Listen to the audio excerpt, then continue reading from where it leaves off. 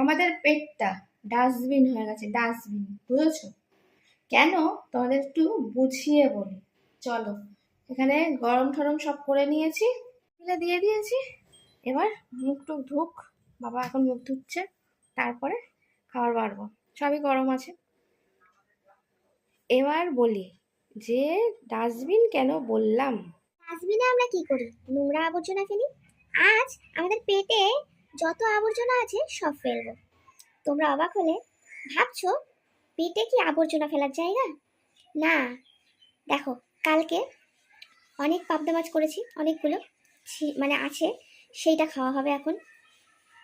মোচা আছে, ডাল আছে, মুগের ডাল, উচ্ছে চচ্চড়ি রয়েছে। আর কি চাই?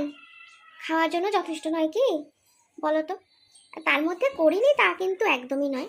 আমাদের বাড়িতে রান্না হবে না এটা কিন্তু ভেবো না। যদি বা একটু বেলার দিকে হবে ওলের তরকারি চিংড়ি মাছ দিয়ে, সেটা রাতে খাওয়া হবে। আজকে একটু তাড়াতাড়ি তাড়াতাড়ি মা বলেছে রান্না বান্না করে রাখবে, কারণ মা জানোই খুব পরিষ্কার মানুষ। যেহেতু মাছের আঁশ করবে, মানে ওই যে চিংড়ি মাছ দিয়ে রান্না হবে, তাই জন্য মা রাতে করবে না, সকালেই করে রেখে দেবে। আর আমি করেছি থোর, যেটা খাওয়া খুবই স্বাস্থ্যের পক্ষে ভালো, সেই থোর চিংড়ি মাছ দিয়ে। বলো, অতগুলো তরকারি তো রয়েছে, আর তার মধ্যে তো থোড়ের তরকারি অনেকটা করেছি, 3টে থোর করেছি, তো অনেকটা তরকারি হয়েছে। তো এবার আর কিছু লাগবে না, মাছও আছে, এতগুলো তরকারিও সবজিও আছে, ডালও আছে। তাই জন্যই বললাম যে আজকে সব আবর্জনা যত ফ্রিজে যা রাখা রয়েছে সবগুলোই আজকে খেয়ে দিয়ে পুরো পরিষ্কার করে নেবো। কারণ আজকে পরিষ্কার হয়ে গেলে আবার মাছের যা রান্না বান্না সব কিছু শনিবার হবে। তা এই হলো ব্যাপার স্যাপার। তা খাওয়া দাওয়া শুরু করি, চলো। বলেই দিলাম কি কি দিয়ে আজকে খাওয়া, অনেক পদ কিন্তু আজকে, যেহেতু মানে বলে না খুচখাচ করে দেখবে আমাদের সংসারে রান্না হয়। এবার একটু আধটু বেশি হয়ে গেলে তখন, একটু আধটু বেশি হলে খাওয়া হয়ে যায়, কিন্তু অনেকটা করে বেশি হলে তখন আর ওটা খাওয়াটার কোনো মানে হয় না, মানে পেট এতটা চেপে খাওয়ার কোনো মানে হয় না। তাই একটু একটু করে রাখতে রাখতে এতগুলো আইটেম হয়ে গেছে আর অনেকটা পদ হয়ে গেছে যে সেটা দিয়ে আমাদের আজকে এই বেলাটা চলে যাবে, বুঝেছো? এরকম কিন্তু মাঝের মধ্যে হলে বেশ ভালোই হয়। মাকে বলি যে একটু একটু বেশি বেশি করে রান্না করে রেখে দিতে পারো তো, তাহলে আর একদিন দুদিন রান্না করতে হয় না। মা সবসময় বলে হ্যাঁ ওই বাসি বাসি খাওয়া আমার ভালো লাগে না, তারপরে বাসি বাসি খেয়ে শরীর খারাপ কর, ওর জন্য মা করতে চায় না।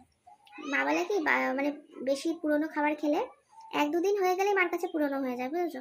মানে বেশি দিন তো ছেড়ে দাও। অনেকে তো আছে 1 সপ্তাহ তরকারিও দিকে খায়, কিন্তু আমাদের যদি আজকের তরকারি কালকে খায় সেটাই বলে মানে বাসি হয়ে গেছে। বাসি মানে এমন বাসি সে আর খাওয়া যাবে না, বুঝেছো? তখন পারলে মা একটু খেয়ে নেয় আর একটু ডাস্টবিনে দিয়ে দেয়, এইরকম অবস্থা। তা যেহেতু এটা কালকেই রান্না হয়েছে টাটকা, বললাম তাহলে এগুলো খেয়ে শেষ করে দিই, না হলে মা তো আবার মানে বেশি দিন হয়ে গেলে আর আমাকে খেতে দেবে না, কাউকেই, বাড়ির কাউকেই খেতে দেয় না। তা সেই জন্য এখন ওইগুলো দিয়ে খাওয়া দাওয়া করবো, বুঝেছ? বাবা রেডি সেডি হয়ে গেছে, আমি আর বাবা খেয়ে নিই, মা একটু পরে খাবে। মা এখন তো জানোই মানে যাদের চায়ের নেশা থাকে, সকালবেলা উঠেই এখন 1 গ্লাস চা নিয়ে বসবে, তারপরে সেই চাটা আধ ঘন্টা ধরে খাবে, মানে একটু একটু করে কি করে চেকে চেকে খায় আমি জানি না ভাই। সেই সব করবে, করে ছুড়ে তারপরে ভাত টাত খাওয়া অন্য কিছু। মায়ের আবার সকালবেলা কি বলতো ভাত খেতে একদমই পছন্দ হয় না, মায়ের আবার একটু শুকনো রুটি ফুটি হলে খুব ভালো হয়। কিন্তু যেহেতু আমরা ভাত মানে পেট ঠেসে ভাত খেয়ে নিই, তার জন্য মায়ের আর কিছু করার থাকে না। আর আমরা না খেলে মায়ের নাকি আবার কোনো কিছুই করতে ইচ্ছা করে না। কেন তোমার খেতে ইচ্ছা করেছে তুমি 2টো রুটি করে খাও, না তখন করবে না। যদি বলি আমরাও খাবো তাহলে করবে। এটা কিরকম ধরনের পাবলিক তোমরা আমাকে বলো তো, একটু বোঝাও তো। আমার যদি খিদে পায় তাহলে আমি করে খাবো না? খাবে না। আমার যদি ওটা খেতে পছন্দ হয়, তোমার যদি রুটি খেতে ভালো লাগে তো রুটিই খাও, না তোরা খাচ্ছিস না আমি একা একা খাবো, এরকম আর কি। যাই হোক, তার জন্য মা একটু পরে খাবে বললো। রোজ দিন একসঙ্গেই খাই, কিন্তু এখনো দেখো 9:30 বেজেই গেল। এবার এখন বলছে আমি চা খাবো তারপরে ভাত খাবো, তোরা খা ভাত। তো বাবার তো আবার উঠেই খিদে পেয়ে যায় জানোই, তার জন্য মানে আমি যদি এখন বলি যে বাবা বৃষ্টি পড়ছে, বাবা বৃষ্টি পড়ছে, এই জানলা ওইগুলো বন্ধ আছে, এই যে এই যে এই যে এই সামনের জানলাটা বন্ধ করে দাও, এটা একটু টেনে দাও তাহলেই হয়। একটুখানি হাফ টেনে তো বৃষ্টি হবে না, আকাশের রোদ আছে কিন্তু তারপরে বৃষ্টি হচ্ছে। এই হলো ভাদ্র মাসের মানে অবস্থা, ঠিক আছে? থাক, পুরো বন্ধ করতে না। ভাদ্র মাসে এরকম হয়, রোদও ওঠে বৃষ্টিও পড়ে, বলে নাকি শিয়াল কুকুরের বিয়ে হয়, কোনোদিন আমি দেখিনি শিয়াল কুকুরকে বিয়ে করতে। সব উল্টো পাল্টা কথাবার্তা কেন বলে বলো তো। যাই হোক, আমাদের কেন বরযাত্রীতে বলে না সেটাই আমি ভাবছি। মানে শিয়াল কুকুরের বরযাত্রী কি ওরা দেয়, নিয়ে যায় না? কোনে যাত্রী বরযাত্রী আমাদের তো বলতে পারে, আমরা যেতে পারি ওদের সঙ্গে। চলো ফালতু না বকে খাওয়া দাওয়াটা সেরে নি। আগে সবাইকে বলি, এত কথা বলে নিলাম, কিন্তু আসল কথাই তোমাদের সঙ্গে বলা হয়নি।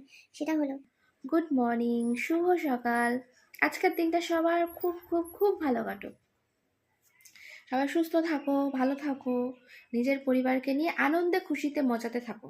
লোকের কথায় একদম কানটা দিও না। চলো খেতে যাই।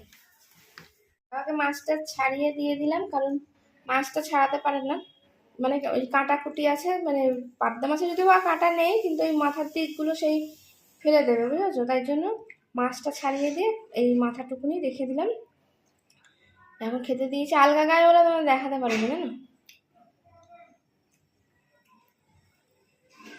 ডাল দিয়ে মাখো, এরকম তরকারি এরকম করে খেয়ে নিচ্ছ কেন? ডাল দিয়ে মাখো ভাতটা।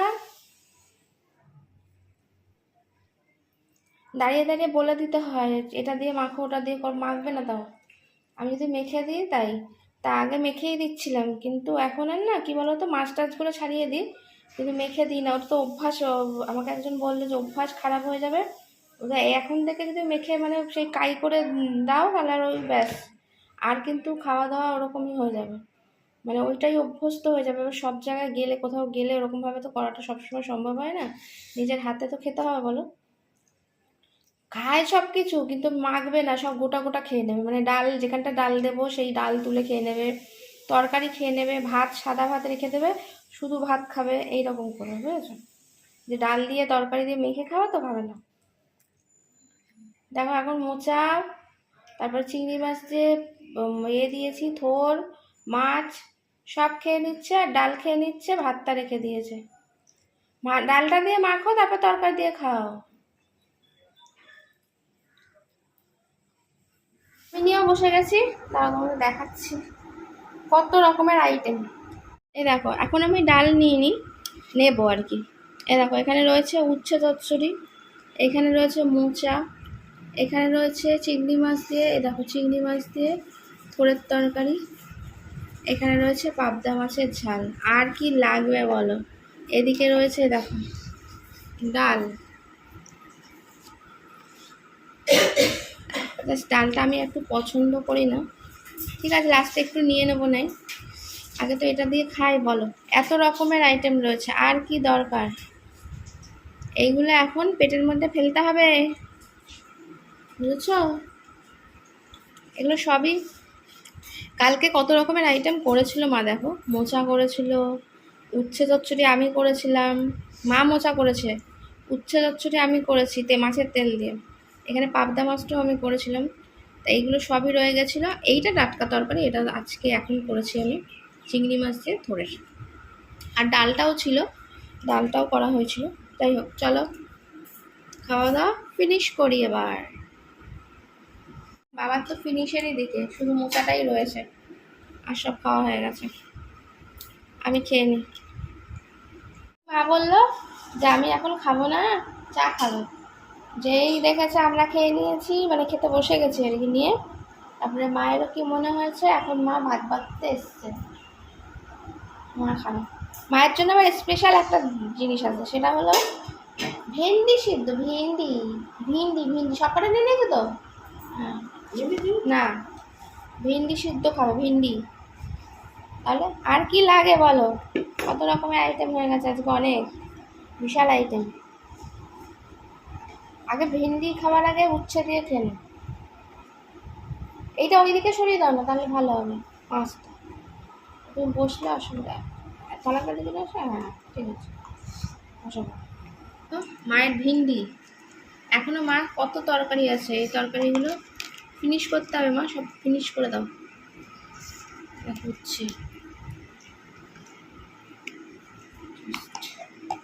আগে ভিন্ডি খাবে মা, ভিন্ডি মায়ের হেভি পছন্দের। দেখো গোটা গোটা ভিন্ডি দিয়েছি, যাতে ভাতের মধ্যে লাতে ভাব না আসে, তার জন্য ভিন্ডির যে হরহরে ভাবটা ভাতের মধ্যে না আসে, তার জন্য আমি গোটা গোটা ভেন্ডি দিয়ে দিয়েছি।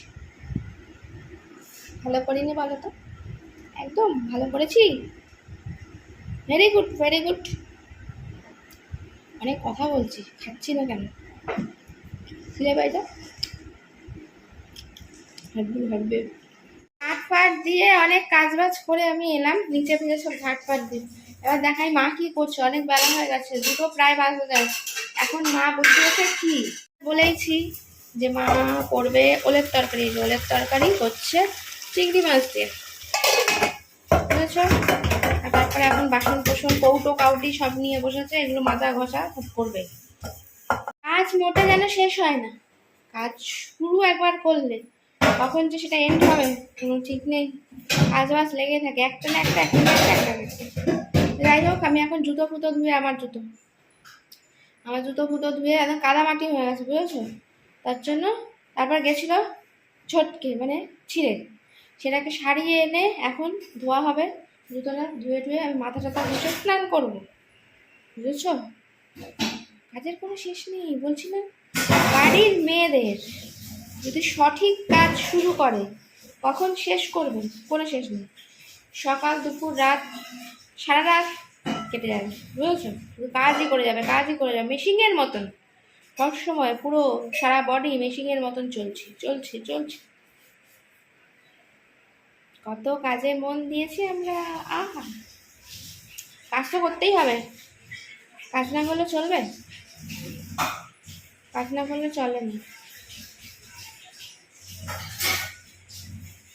আবার চলে এসেছি রান্নাঘরে, এখন চিংড়ি মাছগুলো দিয়ে দেওয়ার জন্য। এটা একদম শুকনো শুকনো হবে, তার জন্য একবারই জল ঢেলে দিচ্ছে, দেখো গঙ্গা জল।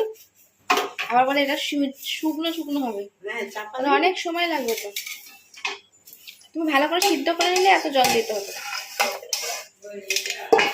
দাঁড়াও দেখছি। এই দেখো মা করছে এখন ওল চিংড়ি। কেমন দেখতে হয়েছে কালারটা জাস্ট কমেন্ট করে বলবে, তাহলে মায়ের মনটা খুশি হয়ে যাবে। দেখো দেখেই তো বোঝা যাচ্ছে কি দারুণ হয়েছে, অসাধারণ। খেতে কতই না সুন্দর হবে, দেখতে যদি এত সুন্দর হয়। রূপবতী হয়েছে, রূপবতী। হ্যাঁ হ্যাঁ, এরকমই রেখে দাও, এর থেকে আর টেনে যাবে তো। দারুণ দারুণ।